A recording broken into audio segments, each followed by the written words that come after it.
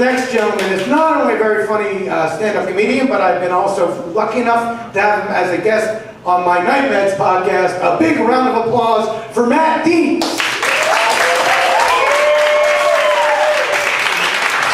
Hello, everybody.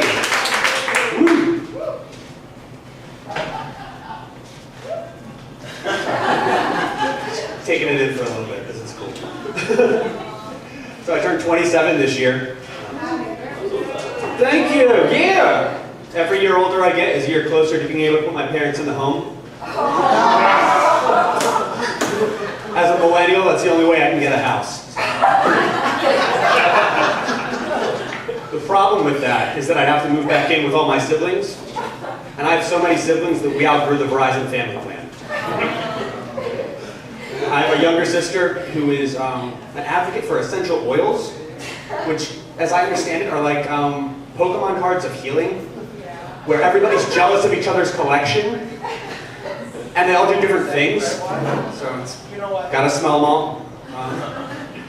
I got another younger brother who's a hippie, and thinks the biggest government conspiracy theory is shampoo. Don't ask.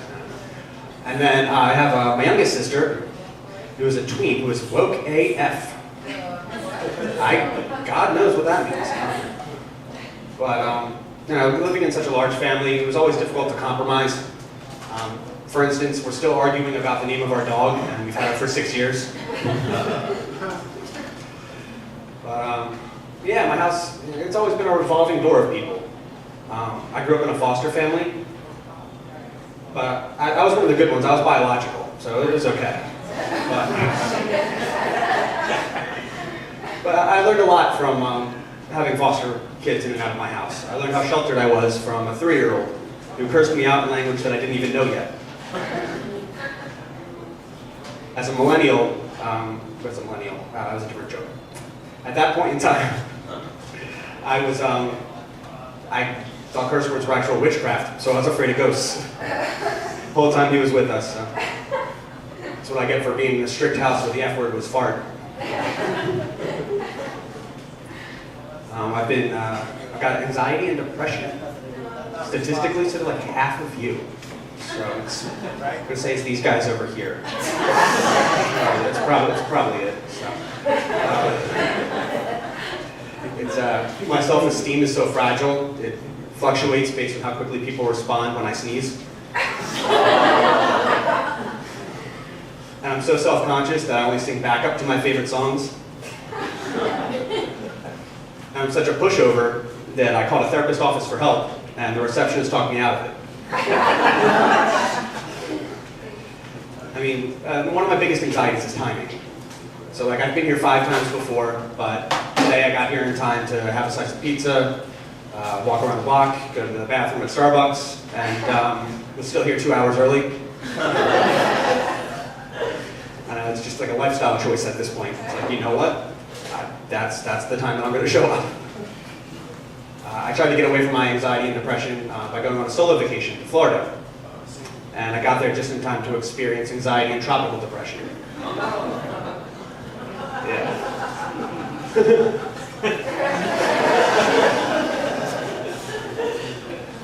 So I've been dating recently. Yeah, I'm really good at first dates, but I don't have as much experience with seconds. It's, I don't know, it's hard these days. I mean, who here is on online dating apps? Clap if you're on the app. Or raise your hand. That works too.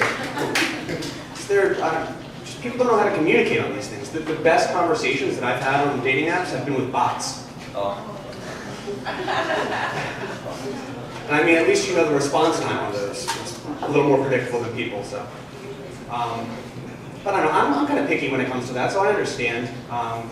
Ladies, if I ever see a Snapchat filter, a cat, or a toilet in your picture, I'm swiping left. Sorry. 20 years too. 20 years? Exactly. The Snapchat filter, any of that crap. Ugh, what is this? I don't know. I think I might be jealous because I don't know how to use that.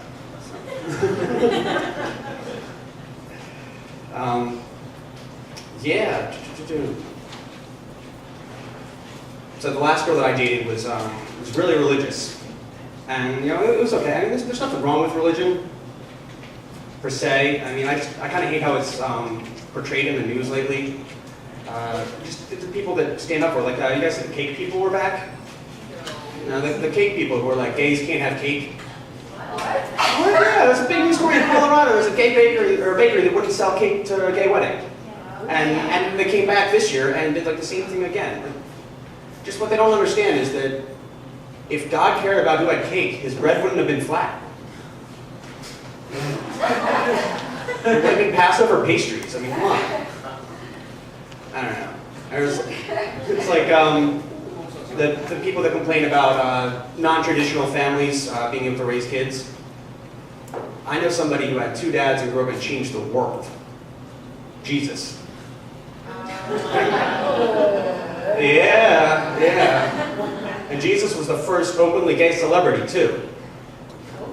Hey, he spent all his time with 12 burly dudes in dark attics having wine and cheese parties. And he rode everywhere on an ass. I don't know, I mean, kidding aside, faith is good. It's just kind of hard to decide what to have faith in. So I've kind of determined that on my deathbed, I want to have a priest, a monk, and a Scientologist just take turns blessing me. That way, like if I die, and it's like God, many gods, or like an alien named Cthulhu, I'm safe. Either way, I win at death, so it'll be good. I'm going to leave you guys on that, and I want to say thank you very much for your time. Woo!